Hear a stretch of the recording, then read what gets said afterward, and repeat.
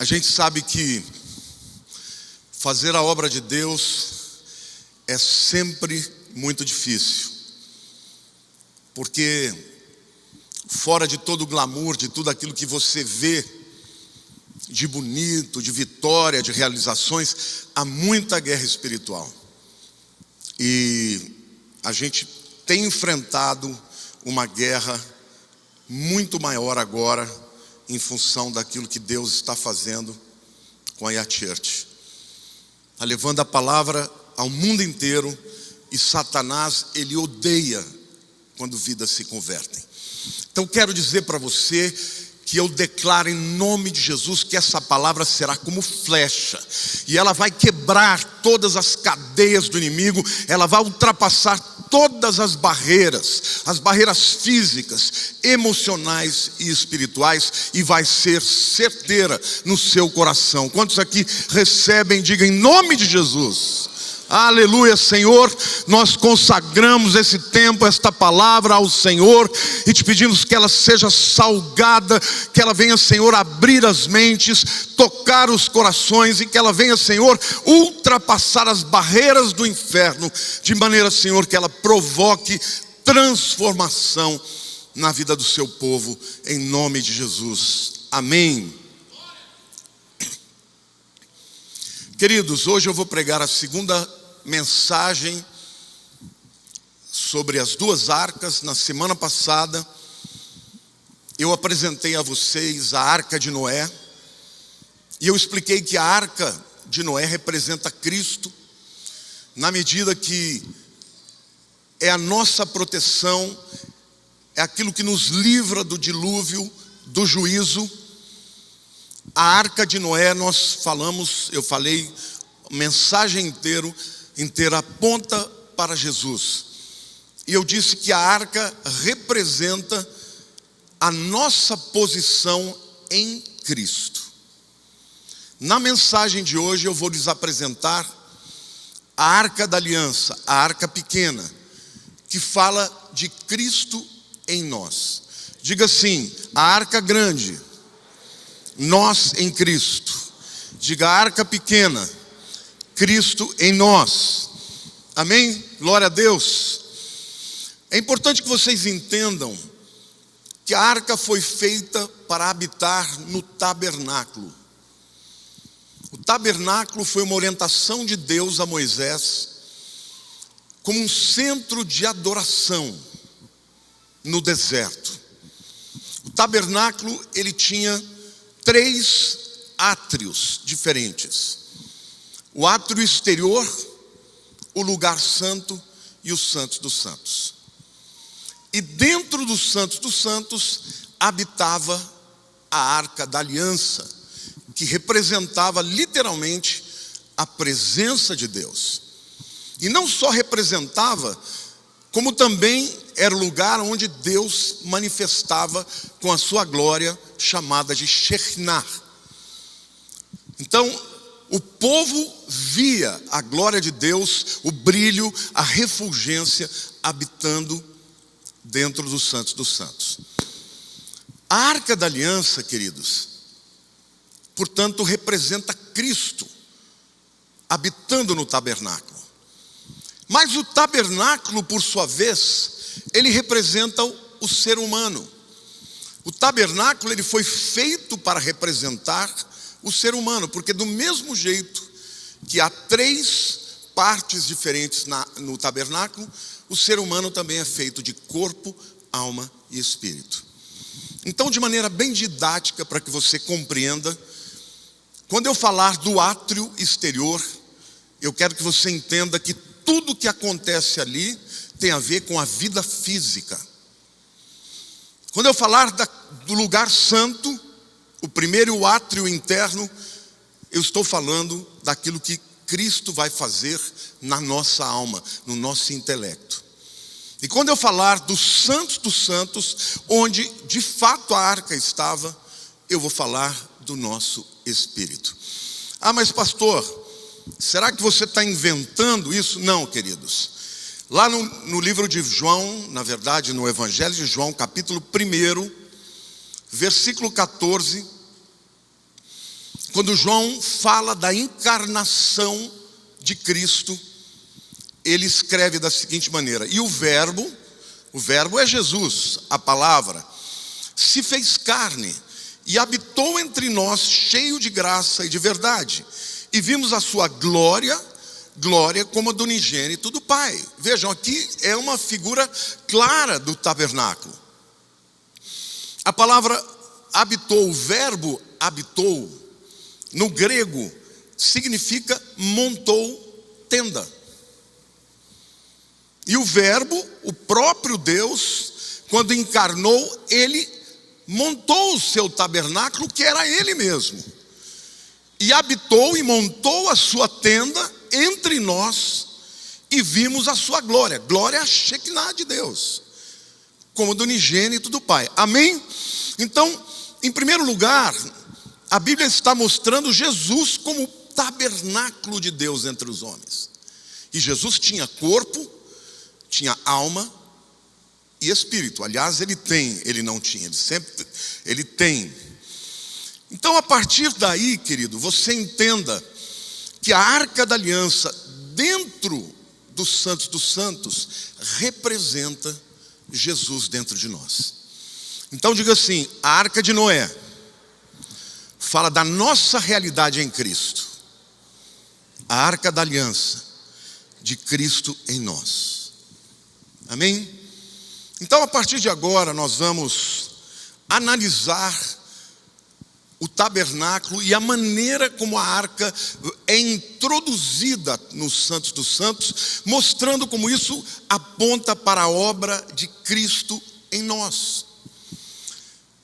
O tabernáculo, ele tinha uma única porta de entrada, porque também só há uma porta para Deus. Quem é? Jesus. Então pensa bem, a obra de Cristo na vida de alguém começa de fora e depois vai para dentro, não é isso? Quando Jesus se torna o único caminho para alguém pela fé, quando alguém entende que é pecador e que precisa de salvação, e entende que não há outro caminho senão o caminho de Jesus, que é a única porta para Deus, aí Jesus começa a entrar na sua vida. O processo de salvação, ele se dá de fora para dentro. Primeiro você ouve a palavra, ouve com os ouvidos físicos. E aí você crê pela fé que Jesus é a porta. Olha lá, ele começa a fazer um trabalho para entrar na sua vida e habitar permanentemente. João capítulo 10, versículo 9 diz, Jesus falando: eu sou a porta, se alguém entrar por mim será salvo, entrará e sairá e achará pastagem. Então, Jesus é tanto a porta através da qual nós podemos entrar até o lugar mais profundo na presença de Deus, mas isso também vale pelo fato de que quando alguém crê que ele é a porta, ele começa a adentrar o tabernáculo humano que somos eu e você. Amém? Diga assim: não há outro caminho para a salvação, para Deus, para o céu, que não seja Jesus. Logo que o indivíduo entrava pela porta, o primeiro utensílio que ele encontrava, ainda no átrio exterior, era o altar de sacrifício. Este era um altar onde os sacrifícios eram feitos diariamente.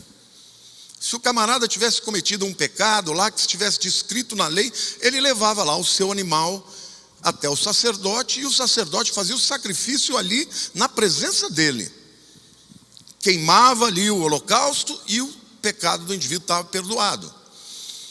Por quê? Porque a Bíblia é clara e diz que sem derramamento de sangue não há remissão de pecados. Todos os sacrifícios do Velho Testamento apontam para um sacrifício. O único sacrifício que de fato tira os pecados dos homens: Jesus. Então, Jesus não vai entrar na vida de alguém, não vai habitar na vida de alguém sem que esta pessoa tenha crido que Ele é o único caminho e ao mesmo tempo se aproprie da sua morte na cruz e do sacrifício que perdoa os pecados e que redime os pecados. Quantos aqui já fizeram essa decisão para Deus? Quantos aqui creem que Jesus de fato perdoa os seus pecados com a sua morte? Amém? Foi exatamente assim que o trabalho de Deus de te convencer do pecado e te levar a uma vida de comunhão eterna com Ele, foi assim que começou. Primeiro você ouviu que Jesus é o caminho. No momento que você crê, você se apropria do seu sacrifício e o seu sacrifício perdoa os seus pecados. Em seguida, vinha a pia lavatória. Porque o próprio sacerdote que sacrificava o animal ficava ensanguentado. E aí então ele lavava as suas mãos, lavava os pés na pia lavatória, representando a justificação, a purificação dos nossos pecados. E é assim que Jesus faz na nossa vida. Ele nos perdoa, mas Ele também nos limpa. Amém?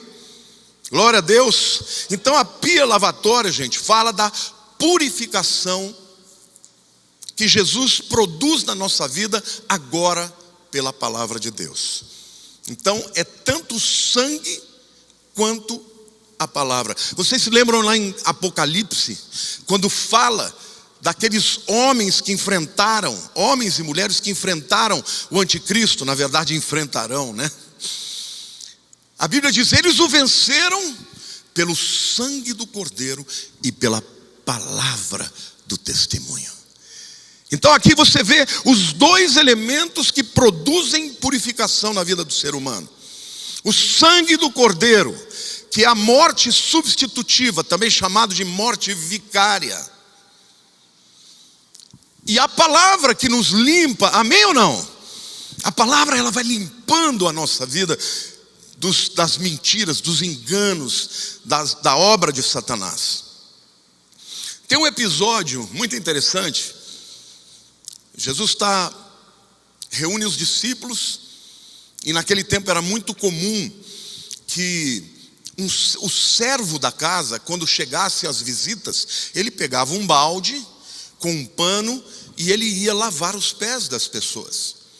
Isso era comum, toda casa que tinha um servo, o servo fazia esse papel. Se fosse uma casa muito simples, seria o próprio chefe da casa que faria.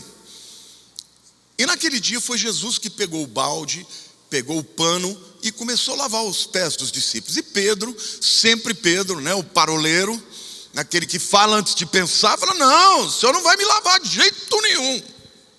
Onde já se viu? Jesus falou, bom, se eu não te lavar, então eu não tenho parte contigo. Aí Jesus falou, não, então lava tudo. Eu amo Pedro, gente, eu me sinto como Pedro às vezes. Eu vou ler para vocês aqui, João 13, 8-10. Disse-lhe Pedro, nunca me lavará os pés. Ele estava sendo sincero, ele estava dizendo, Jesus, o senhor não pode lavar, o senhor não pode ser o servo aqui, o senhor é o Senhor. Se eu não te lavar, não tens parte comigo. Então Pedro lhe pediu, Senhor, não somente os pés, mas também as mãos e a cabeça. Declarou-lhe Jesus, quem já se banhou não necessita de lavar senão os pés. Quanto mais está todo limpo, ora, vós estáis limpos, mas não todos. Aí já estava se referindo a Judas, né? O que Jesus está apresentando como verdade aqui, gente? Quando você é salvo, você já foi lavado pelo sangue de Jesus, amém? Quantos de vocês se lembram daquele cântico? Alvo mais que a neve, vou mais que a neve, sim, neste sangue lavados, mais alvos que a neve serei. Emenda. Seja bendito.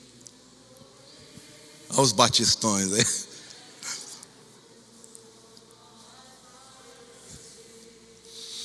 Seja bendito o seu sangue.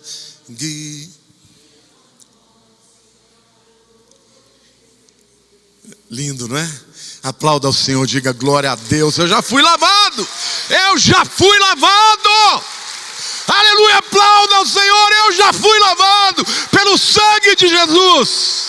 Aleluia.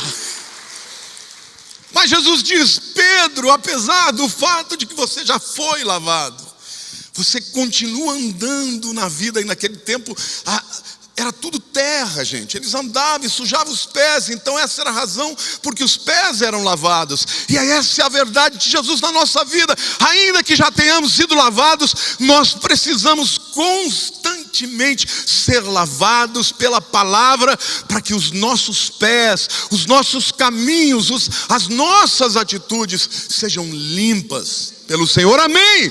Mas Ele é a água da vida. Então veja, Ele é o sacrifício, mas Ele é a pia lavatória também, porque Ele é a palavra de Deus que nos limpa, amém, gente? É maravilhoso isso. Em seguida, depois de ter passado pela porta, de ter crido que Jesus é o único caminho, de ter se apropriado do sacrifício e de ter sido lavado pela água, que é a palavra, Jesus é a palavra. Jesus, na verdade, já entra na alma do indivíduo.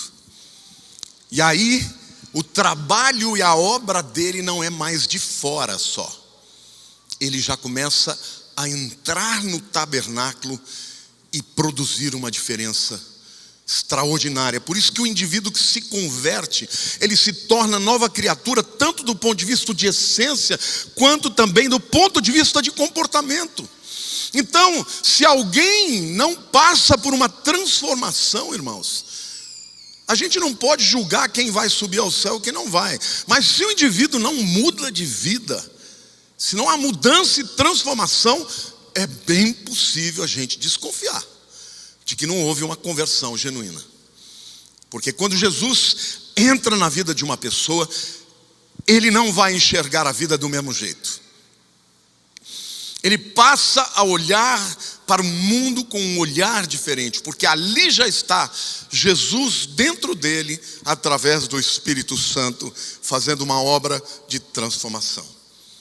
Então, o lugar santo, que é o primeiro átrio, depois do átrio exterior, ele representa a alma humana. E para você que não sabia, a palavra alma no grego, psique, é mente. A psique, a mente, é uma porção imaterial, porém que faz parte ainda do mundo físico. Saiba você que na Bíblia, até os animais têm alma, mas não tem espírito. O único ser que foi criado à imagem e semelhança de Deus e que é espiritual também é o ser humano. Portanto, quando nós falamos de psique, falamos de mente, até o indivíduo que não é crente, ele tem mente, tem alma, e a sua alma controla a sua vida, amém? Agora, o que é que se encontrava dentro do lugar santo? Logo à direita tinha uma chamada mesa dos pães da proposição. Está lá em Levíticos capítulo 24, versículo 9. Esses pães, eles ficavam numa mesa feita a partir da madeira de acácia, folhada a ouro. E eles eram 12 pães colocados um em cima do outro, tá? Representando obviamente as 12 tribos de Israel. E esses pães, eles eram feitos pelos sacerdotes coatitas, e de semana em semana eles eram trocados. Quando eles eram trocados, os sacerdotes comiam um pão e traziam um pão novo.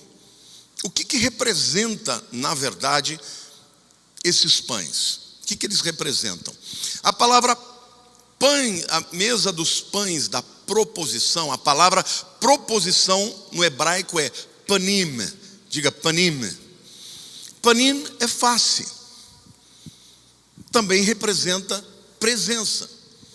Então, pães da proposição, na verdade, são os pães da presença, que representa o quê?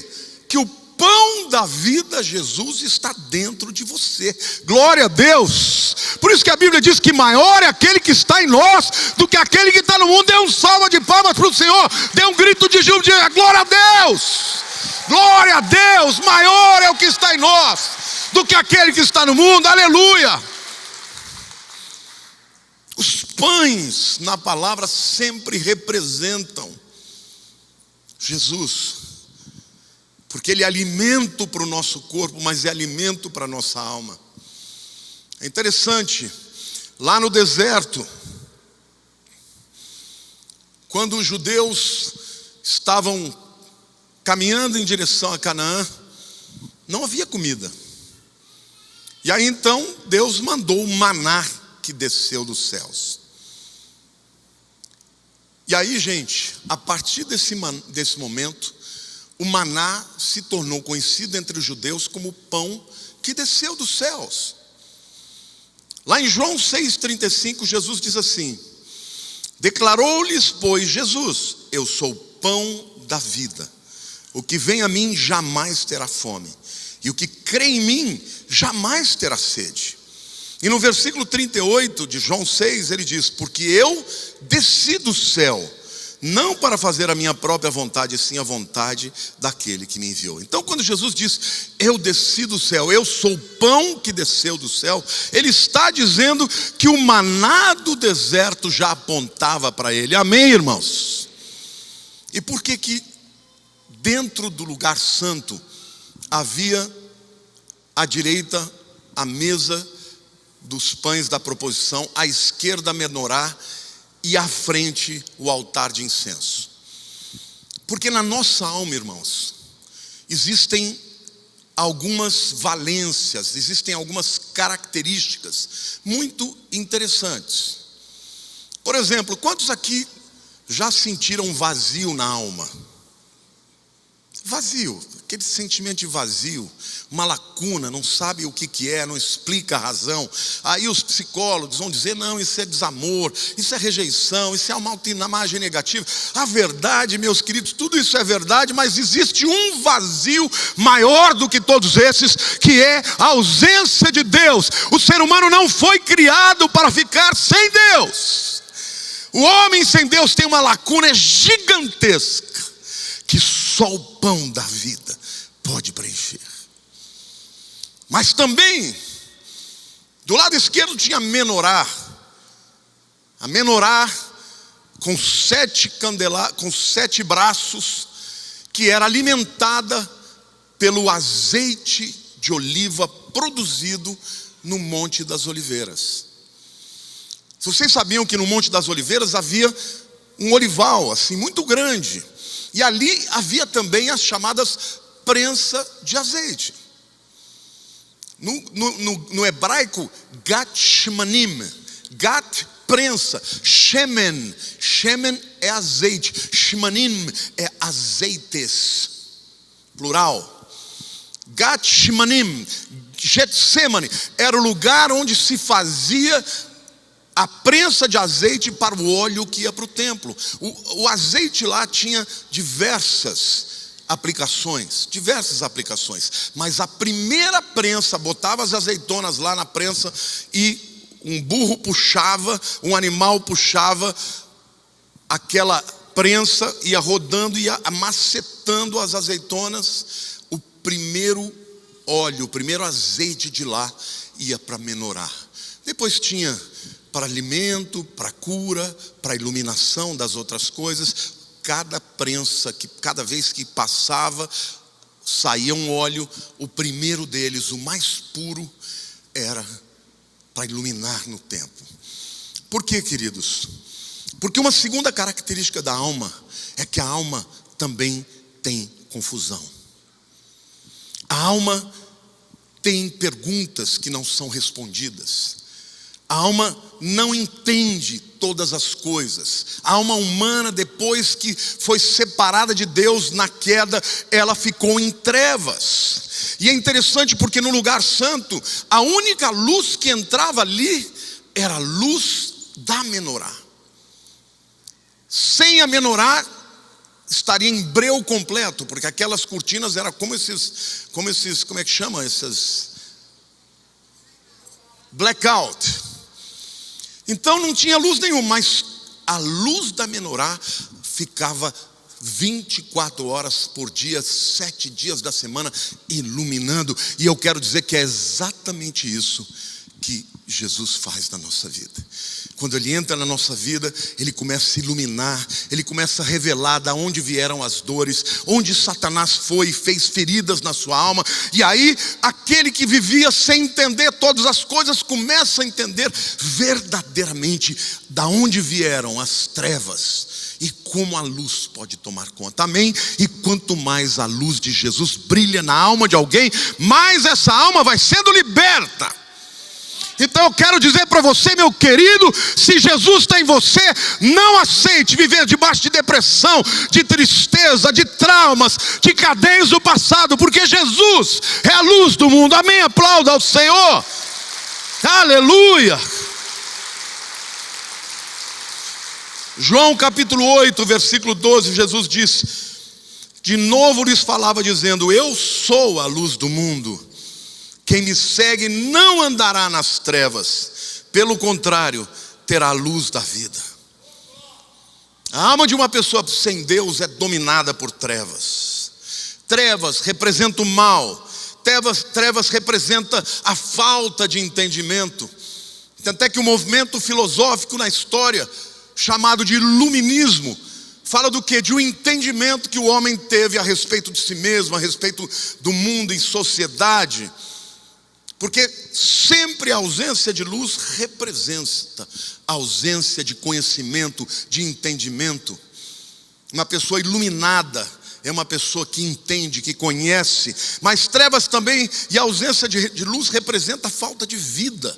Porque onde não tem luz, não tem vida.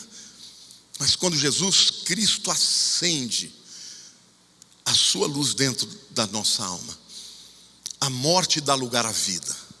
As trevas dão lugar à luz, a tristeza dá lugar à alegria, o desespero à esperança, amém?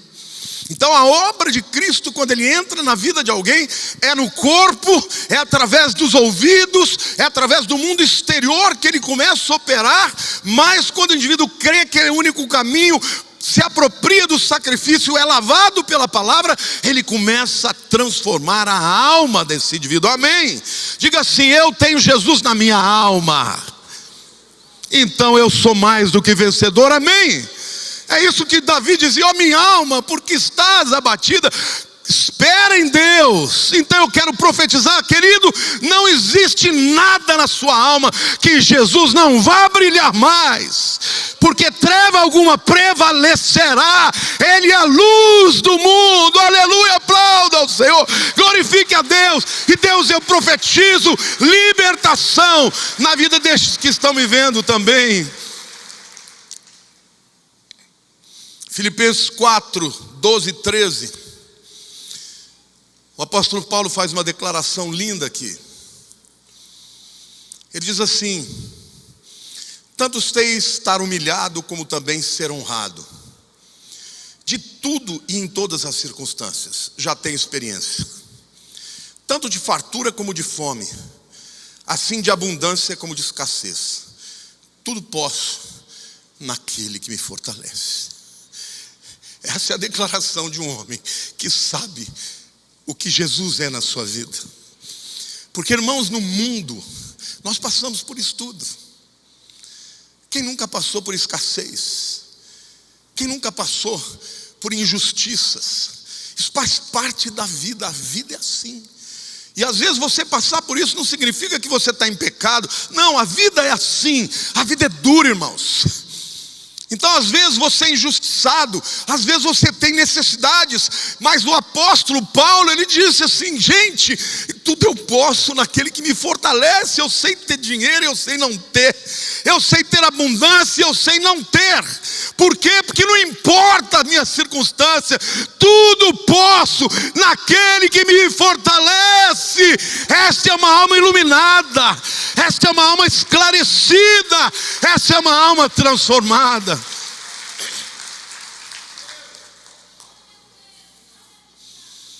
Nós, como crentes, devemos deixar que a luz de Cristo brilhe na nossa vida, no corpo, na alma. E eu disse que a alma tem vazios e por isso ele é o pão. A alma tem trevas, desentendimentos, por isso ele é a luz. Mas a alma tem pecados também, e por isso ele é o intercessor. À frente, diante do véu, antes de entrar no lugar santíssimo, havia o altar de ouro de incenso. O sacerdote usava 11 especiarias diferentes. Um dia eu posso dizer para vocês sobre os 11 tipos de intercessão que sobem diante de Deus. E o sacerdote intercedia pelo povo, pelos seus pecados, pelas suas fraquezas, pelas suas rebeliões e por tudo. Romanos 8:34 diz assim: toma posse, porque ainda há um acusador na sua vida, mas se você está em Cristo, toma posse da palavra. O apóstolo Paulo, em Romanos 8:34, ele diz assim: quem os condenará? É Cristo Jesus quem morreu, ou antes, quem ressuscitou, o qual está à direita de Deus e também intercede por nós. Então, meu querido, ele não só está dentro de você, mas ele está na presença de Deus, intercedendo por mim e por você. Amém, irmãos? Glória a Deus. E não há uma petição que Cristo faça que Deus não responda sim. Então vejam que coisa tremenda a atuação do Senhor Jesus na nossa alma, na nossa mente, na nossa psique. A sua mente é o campo de batalha, porque Satanás sabe que se ele vencer a mente, se ele tomar conta da mente, ele vai matar o seu corpo, e se puder ele vai até o seu espírito para te afastar definitivamente de Deus, através da apostasia. Então a mente é muito importante que a mente seja renovada pela palavra de Deus. É muito importante que a mente seja alimentada pelo pão da vida. Amém, igreja? Quando você está aqui recebendo uma palavra, você está recebendo luz, você está recebendo o pão da vida. E você então recebe tudo aquilo que é necessário para você reagir, para você lutar contra Satanás e contra os seus desmandos, contra o seu desejo de dominação e de morte. Mas logo depois do altar de incenso havia um véu, e a Bíblia diz que este véu é o próprio corpo de Cristo, que foi rasgado quando Jesus morreu, de cima a baixo, porque o corpo de Cristo foi traspassado e rasgado. E aí então vinha o lugar mais santo, o lugar santíssimo. Somente ali que Deus se manifestava com a sua Shekinah. Era ali que estava a Arca da Aliança. E a Arca da Aliança, a habitação de Deus, ela era toda de madeira de acácia. E é importante dizer que Deus mandou que fosse feita de madeira de acácia, porque a madeira de acácia era uma madeira muito comum no deserto. Ainda quando você viaja hoje, você vê muito. É uma madeira retorcida, mas é uma madeira super resistente ao fogo, inclusive. Ela suporta qualquer coisa, mas é uma madeira que não é bela, não é imponente, não é como mogno. Não, é uma madeira rústica. Porque Cristo veio assim. A Bíblia diz que não havia nele nenhuma formosura. Alguns dizem, não, isso aí se refere ao fato de que quando ele estava na cruz, aí não havia formosura nele, mas Cristo era lindo. Não, queridos, a beleza de Cristo era a beleza interior, porque por fora ele era um homem comum. Você olhasse para Cristo, ele provavelmente pareceria um daqueles beduínos do deserto de hoje. Mas a exuberância dele estava dentro dele. E por isso a madeira de acácia, coberta de ouro, folhada totalmente de ouro. Por quê? Porque o ouro fala da divindade. Então, a Arca da Aliança fala tanto da humanidade de Cristo quanto da sua divindade. Porque nas Escrituras, tudo que tem a ver com ouro tem a ver com Deus. A Arca da Aliança tinha também uma tampa chamada de propiciatório. Por isso que Romanos diz que Jesus é a propiciação pelos nossos pecados, porque era no propiciatório que o sangue era aspergido no dia do perdão, no Yom Kippur, no dia da expiação. Mas por que isso era feito exatamente ali?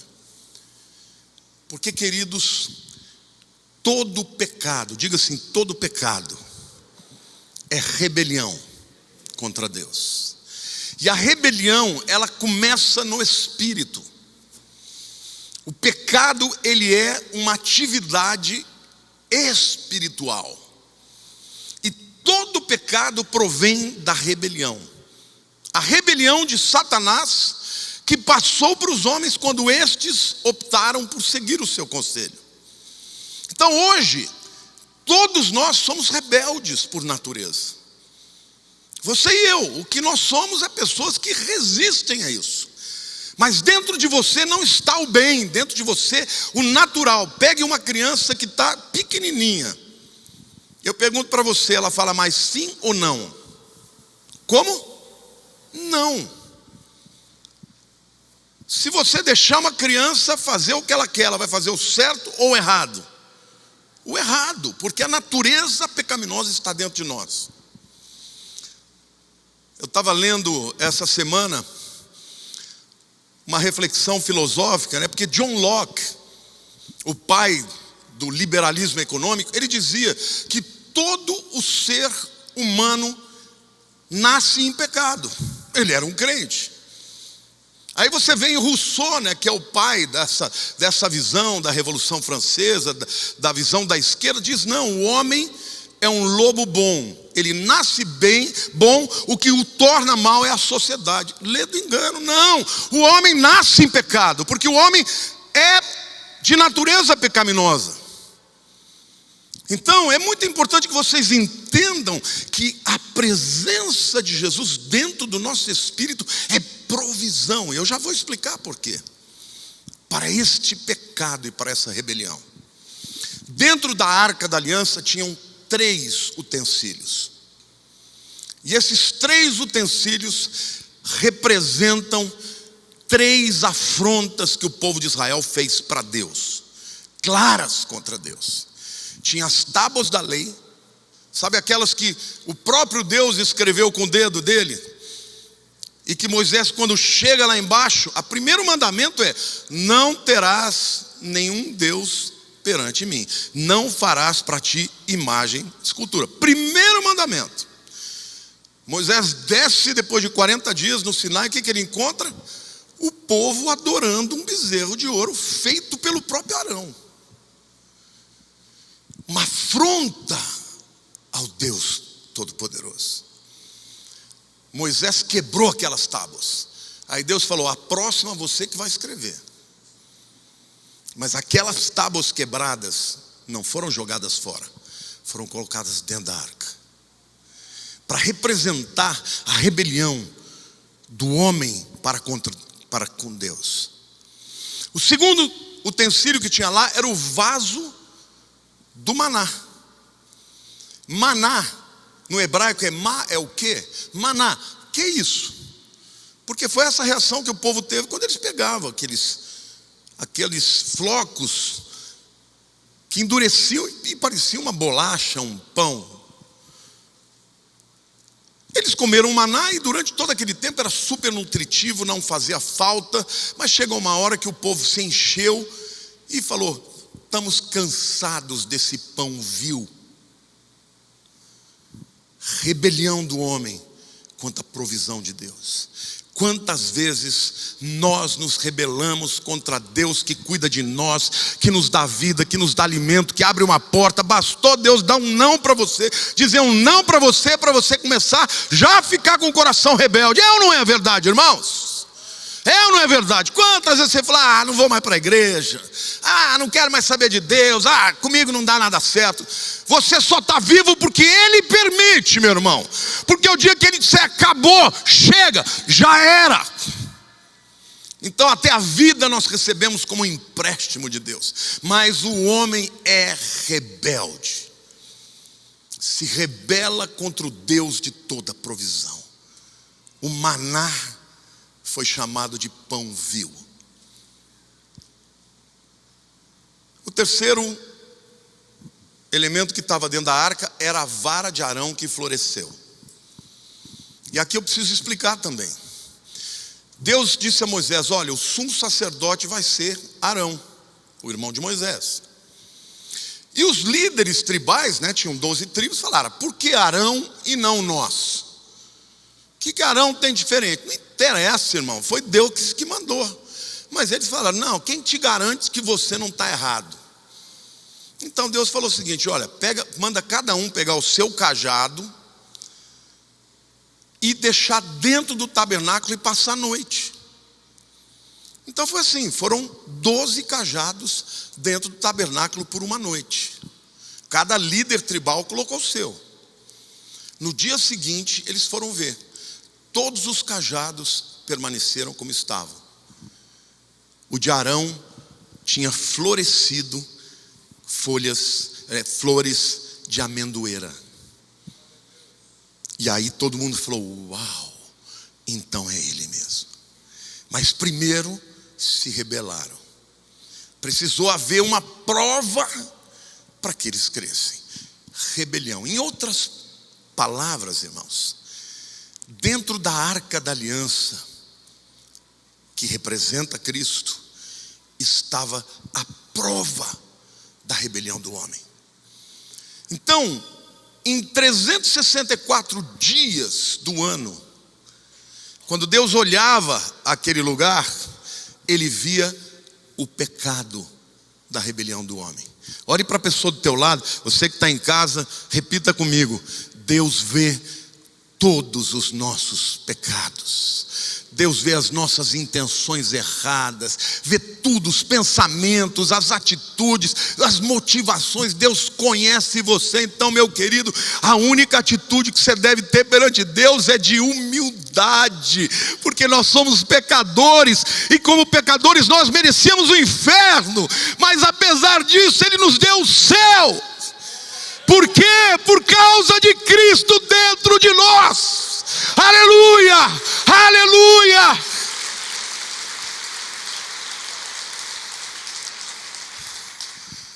Mas não bastava o Cristo vivo, porque na tampa chamada propiciatório, também chamado de assento de misericórdia, no dia da expiação, o sangue era aspergido em cima daquela tampa e em todo o chão, 7 vezes dos santos dos santos. E aí quando Deus olhava, Ele não via mais nem um vaso do maná, nem as tábuas da lei e nem a vara de Arão. Ele via o sangue do Cordeiro. Hoje, quando Deus olha para nós, para o nosso espírito, o que Ele vê o sangue de Jesus. É por isso que Ele vem habitar em nós. É por isso que Ele entra na nossa vida e habita em nós, não porque nós merecemos, mas porque Ele, Jesus, é Ele quem merece.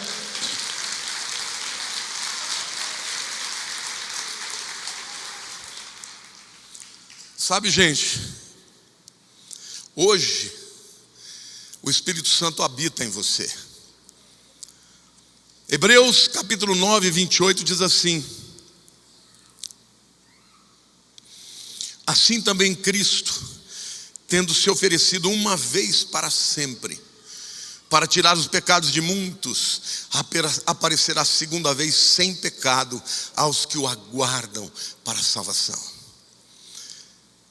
1 Pedro 4,8 diz assim: acima de tudo, porém, tende amor intenso uns para com os outros, porque o amor cobre multidão de pecados. O sangue de Jesus é a prova do seu amor. Por isso, Satanás foi completamente enganado. Ele achou que lá na cruz Jesus iria ser derrotado. O que ele não sabia é que lá que estava a sua derrota. Ele pensou que ele derrotaria Jesus, mas ele não sabia que lá seria a sua derrota final. Amém? Porque a Bíblia diz que ele foi exposto, que ele foi morto, e lá na cruz ele envergonhou os principados e potestades, os expôs ao vitupério, triunfando sobre eles na cruz. Porque na cruz Jesus resgatou a propriedade das mãos de Satanás, que era a humanidade. Então, queridos, diga assim: eu ouvi com os meus ouvidos físicos, e eu criei que Jesus é o único caminho. Eu aceitei o seu sacrifício, eu fui lavado pela sua palavra. Ele entrou na minha alma, alimenta a minha alma, ilumina os meus olhos, intercede por mim, e no Santo dos Santos Ele habita em mim para todo sempre. Amém, aleluia. Você pode aplaudir o Senhor? Nós temos a habitação de Cristo em nós. Mas eu quero dizer uma coisa para vocês. No dia que Jesus morreu, o véu do templo foi rasgado. Por quê? Porque a partir daquele dia, o Espírito Santo que habitava dentro do Santo dos Santos no templo, saiu do templo e foi habitar no templo do Espírito, que são os homens. Olhe para a pessoa do teu lado e diga assim: Deus não habita em templos feitos por mãos humanas. Ele habita no meu espírito. Queridos, esse lugar aqui lindo que nós temos, no dia do arrebatamento vai ficar para o anticristo. Não existe nenhuma santidade nesse lugar. A santidade está dentro de você. Esse lugar aqui é um prédio. O templo do Espírito somos nós e vocês. Amém? Você é a habitação do Espírito Santo. Amém? Você é o lugar onde Ele mora, onde Ele habita, onde Ele está presente. É por isso que o diabo te odeia tanto, porque ele olha para você e fala: eu não posso tocar nele. Por quê? Porque dentro de você está o poder do Deus Todo-Poderoso. Aleluia! Glorifique ao Senhor. Nós somos mais do que vencedores.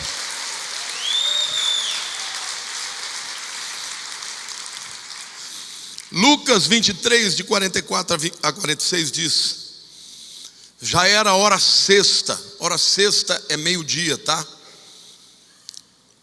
E escurecendo-se o sol, houve trevas sobre toda a terra até a hora nona, 3 horas da tarde. E rasgou-se pelo meio o véu do santuário.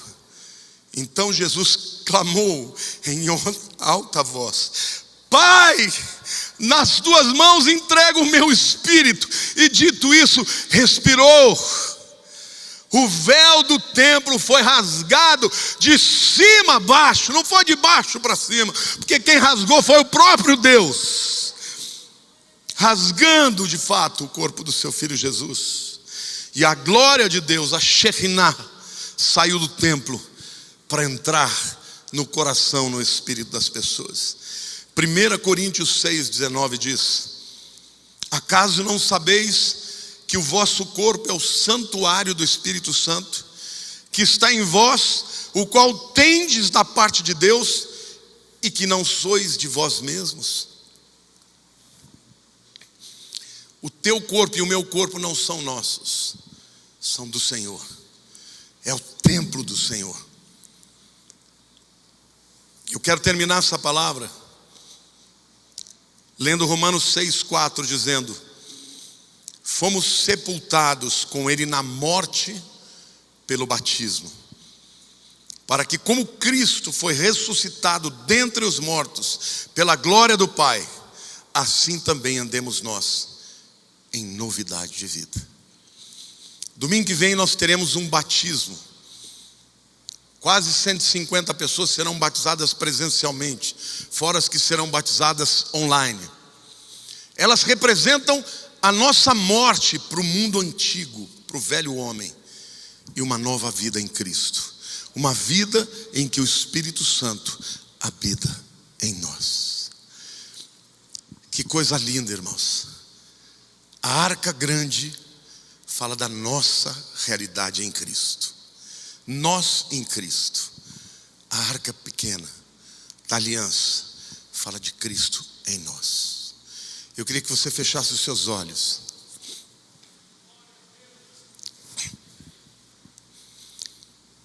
O Senhor me manda te dizer que Ele tem provisão para o teu corpo, para a tua alma e para o teu espírito. Mas, meu querido, se você ainda não entregou o seu coração verdadeiramente para Jesus, talvez o inimigo esteja dizendo para você: mas você não merece, você é pecador. Talvez ele esteja dizendo: você não está preparado. Não, querido, você está preparado. Porque quem vai te limpar é Ele. Você nunca vai poder se limpar suficientemente para que Ele venha habitar em você. Porque se você crer que Ele é o único caminho, se você tomar posse do seu sacrifício, se deixar ser lavado pela palavra, Ele vai entrar na tua vida, na tua alma, vai alimentar os vazios da tua alma, vai iluminar os teus olhos para que você compreenda as realidades físicas, humanas, espirituais e eternas. Vai ter um intercessor perante o Pai, orando diariamente pelos nossos pecados, e vai ter a habitação dele na sua vida. Não existe um lugar mais protegido no universo do que o espírito de um homem no qual Deus habita. Senhor, eu oro, Pai, para que as pessoas entendam isso, para que as pessoas sejam libertas do pecado, para que as pessoas sejam libertas da mentira, do engano de Satanás. Senhor, tantas vozes, tanto engano, mas nós estamos aqui para proclamar, Senhor, para profetizar que o Senhor Deus é aquele que nos salva e que Jesus é o único caminho. Este nome é o nome sobre todo nome, não há outro nome, nem no céu, nem na terra, nem debaixo da terra, que importe, meu Deus, que sejamos salvos. Por isso, Senhor, eu te peço agora, liberta o oprimido, quebra as cadeias, Senhor, daquele que está no engano, daquele cujo coração é empedernido. Liberta, Senhor, ó Pai, tantas mentiras, tantas filosofias, Senhor, mas a tua luz brilha mais forte. Então você que está aqui hoje, querido, hoje é o teu dia. Se você quiser entregar a tua vida para Jesus de verdade, para que Ele entre na sua vida, eu quero orar por você. Levante a sua mão onde você estiver, se você quiser fazer essa entrega hoje, e eu vou orar por você. E hoje Deus vai fazer algo novo na tua história, em nome de Jesus. Levante a sua mão. Eu não estou vendo, por favor, os diáconos, acenda, deixa a luz mais clara para eu poder ver. Há alguém aqui? Estou vendo lá atrás. Há alguém aqui desse lado? Em nome de Jesus, se você quer fazer essa entrega hoje, estou vendo lá atrás também. Há alguém aqui? Alguém aqui, levante a sua mão. Igreja de olhos fechados, porque isso é uma grande batalha espiritual. Talvez todos os demais já sejam crentes, mas eu quero orar por você também. Você que está me vendo, que nunca fez essa oração de verdade. Tem um QR Code ali, coloque o seu celular lá e deixe-nos saber que você está entregando a vida para Jesus. Levante a mão para o céu, você que levantou e quer entregar a vida para Jesus. Diga: Senhor Jesus, hoje eu te confesso como Senhor da minha vida. Entra no meu coração, porque eu quero que tu sejas o meu Senhor e o meu Salvador.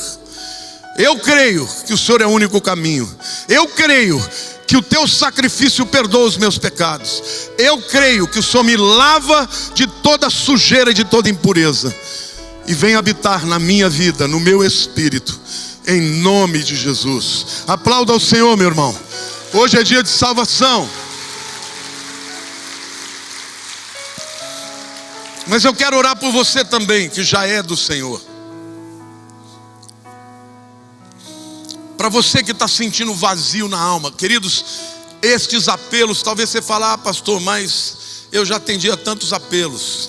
Mas eu quero te dizer que a palavra de Deus, toda vez que é lançada, ela vem para produzir libertação. Então, se hoje você tiver com a alma batida, oprimida, se tiver alguma coisa impedindo que você viva com a plenitude de Deus, eu quero que você fique de pé no seu lugar, e eu vou orar por você em nome de Jesus. Fica de pé, hoje é dia de libertação. Hoje é dia do Senhor curar as enfermidades do teu corpo e da tua alma. Hoje é dia do Senhor renovar a sua alma, porque Ele é Deus. Ele é o Deus que habita em você. Levante a mão para o céu e diga: Senhor Jesus, obrigado. Fale com a voz alta, meu, que diga: obrigado, porque o Senhor fez uma obra na minha vida, e eu recebo todos os teus benefícios. Em nome de Jesus, eu agradeço pelo alimento para a alma, pela luz do entendimento, pela intercessão pelos meus pecados. Obrigado, Jesus. Obrigado, Jesus. Eu vou viver plenamente para a honra e glória do teu nome, em nome de Jesus. Aleluia. Aplauda o Senhor. Que a graça maravilhosa do nosso Senhor, do nosso Salvador Jesus, que o amor do nosso Pai, do nosso Abba, do nosso Papai, e que a consolação do Espírito Santo, o Espírito de Cristo que habita em nós, seja com todo o teu povo, Senhor, em todo lugar onde houver alguém invocando o teu nome, todos os dias, até a consumação dos séculos. Amém. Que o Senhor te abençoe e te guarde, te leve em segurança. Uma semana abençoada para todos.